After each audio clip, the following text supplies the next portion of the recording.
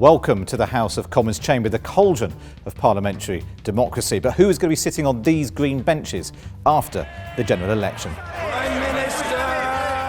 And who will find themselves here as Prime Minister, standing at this dispatch box, a gift from New Zealand, no less.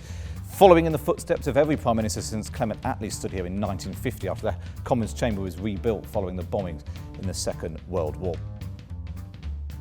Will Boris Johnson be back as Prime Minister, or with our fourth PM in as many years? Will Jeremy Corbyn suddenly find himself standing here running the country?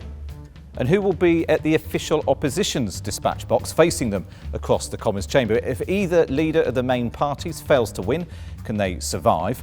Or, given the volatility of politics at the moment, could another party suddenly emerge as the official opposition?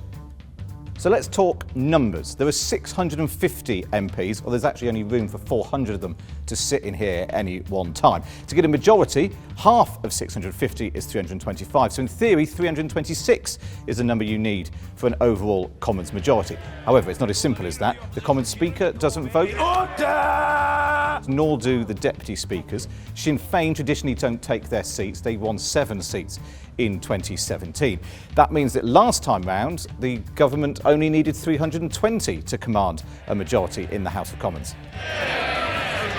The outcome of the election is hard to predict. This is what the latest polls are showing. If you use electoral calculus to try and work out what the new House of Commons might look like, this is what you get. But I take it with a pinch of salt. The impact of smaller parties will be different in different parts of the country, which makes it even harder to predict what might actually happen. The big problem is that politics is no longer split on left and right. It's divided by Remain and Leave, and so using polls to predict the outcome is incredibly hard.